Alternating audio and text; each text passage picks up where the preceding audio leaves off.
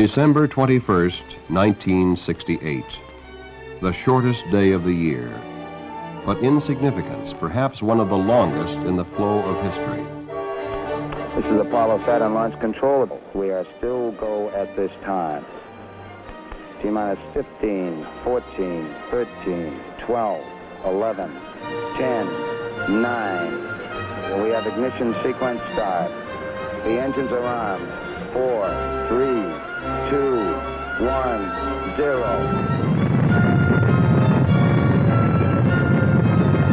We have commit. We have liftoff. Liftoff at 7:51 a.m. Eastern Standard Time. We have cleared the top. Tower clear, 13 seconds. The United States was undertaking the most distant voyage ever attempted by man. For the first time, 3 Americans rode the Saturn V moon rocket. Houston, you are go for staging, over.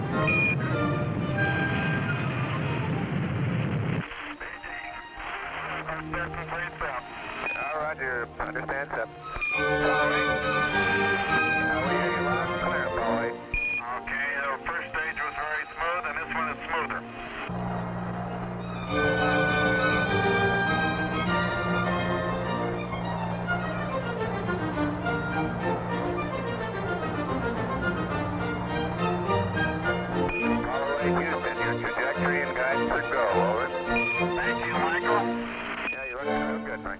Frank Borman, Jim Lovell, and Bill Anders were about to leave their cradle Earth and face the infinite frontier. Apollo 8, Houston. Go ahead, Houston. Apollo 8, you are go for TLI, over. Roger, understand. We're go for TLI.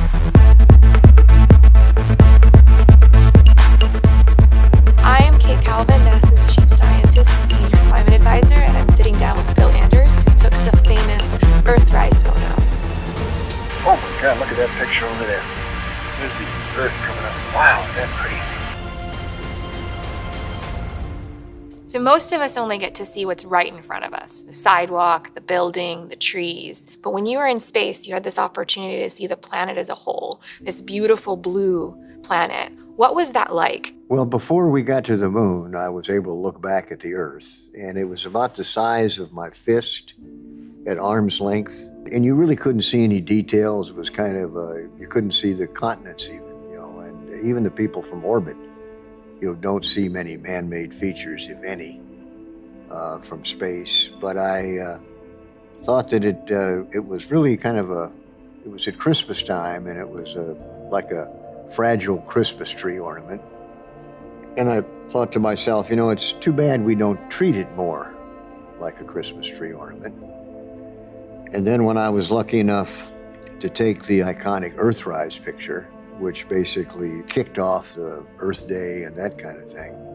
It's really too bad, we're shooting missiles and rockets and whatnot at each other on this tiny little place we call home. It's the only home in the universe for us humans. And, it's too bad we don't treat it a little better. We're approaching the 53rd Earth Day, and as you said, Earthrise has had a tremendous impact on people and the environmental movement. What do you think the biggest impacts were, both then and now, of the Earthrise photo? Well, people realized that the planet was fragile, delicate. Clearly, mankind has not been kind to the planet. But could you tell the story of taking Earthrise? We had I think they gave me a little bit of photography training. I had a camera I took home, a Hasselblad, took a few pictures, but, didn't even have a light meter on our flight. And so we were in lunar orbit, upside down and going backwards. So for the first several revolutions, and we didn't see the Earth. And didn't really think about that. And then we righted ourselves, heads up, and twisted the spacecraft so it was going forward. And while Frank Borman was in the process of doing that, suddenly I saw out of the corner of my eye this color. It was shocking. Oh my God, look at that picture over there. There's the Earth coming up. Wow, is that pretty. You got a color film, Jim? Hand me a roll of color quick. Oh man, that's great. Where is it? Quick. So I managed to get Lovell to get me a color magazine, put the long lens on and started snapping away. Got it? Yep. Just take several. Take several of them. Here, give it to me. Wait a minute, let's get the right setting here. Calm down, Lovell. Oh, I got it right. Oh, that's a beautiful shot. Okay. Now there's very exposure. I did. I took two up there. You surely got it now. Yeah, it'll come up again, I think. Without a light meter, I really didn't know what to set it. So I just took the f-stop and just took a shot, moved it, took a shot, moved it, and then really didn't think that much about it. I think had I not taken the Earthrise picture, Bill who? I have it hanging on the wall of my office. Is that right? It's a reminder every day of why we do this, for science, for inspiration, for innovation, for home. Yeah. But it makes people think, Yeah. This fragile little ball we live on. Yeah. Beautiful. Hasn't made them think enough, but they do think. Earth is one of our most important missions at NASA. And we're continuing to use that vantage point of space, the image that you saw. We continue to look at Earth and see how it's changing. What words of wisdom would you give future scientists, astronauts, or the next generation? Certainly viewing of space, of Earth from space, like Landsat, which I fought for from the space station, looking down at the Earth. I think Landsat's how most people see Earth. We get to see a lot of 50 years worth of Landsat imagery. And Landsat has been, to my knowledge, been quite a helpful program. Yeah, it's been tremendous, both in showing the planet how it changes, but also providing information to landowners everywhere. Right. So you're known for one of the most poetic quotes about going to the moon and discovering Earth. Can you tell us about that? It's hard for me to imagine I actually said it because it's so poetic. But when they ask people, what impressed you? I said, well, we went to the moon to explore the moon, and what we discovered was the Earth. So I was lucky to take Earthrise with color film, with a long lens, and make that statement. And that's about my real environmental claim to fame. It's a pretty big claim to fame.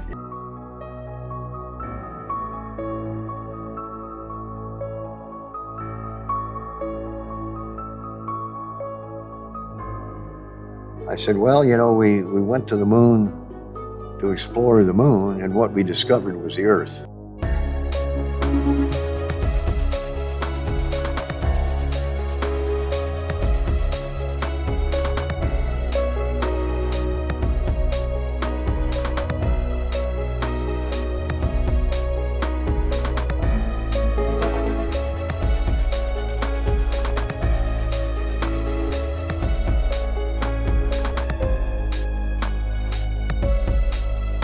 Well, people realized that the planet was fragile.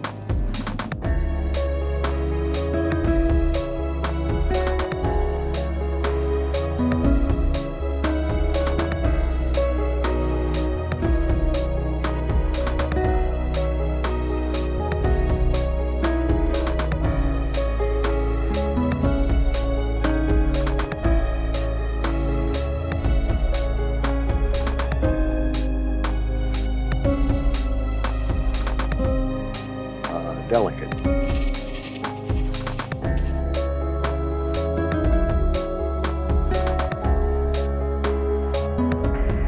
Back on Earth, the crew of Apollo 8 has a message that we would like to send to you.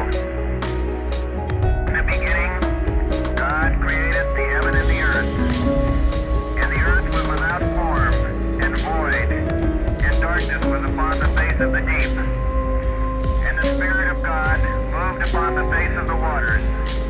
And God said, "Let there be light." And there was light.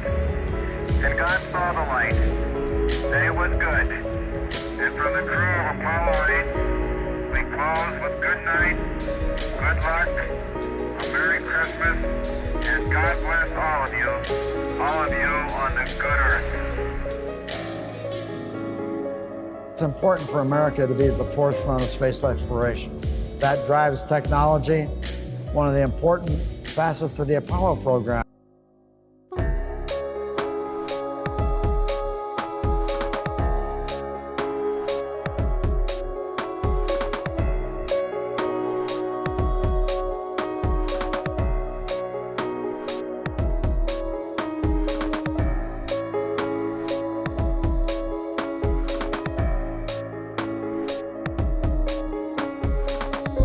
Well, people realized that the planet was fragile. We went to the moon to explore the moon, and what we discovered was the Earth.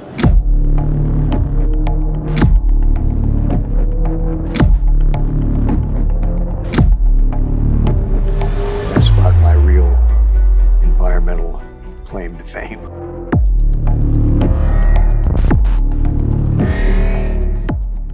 It's a pretty big claim to fame.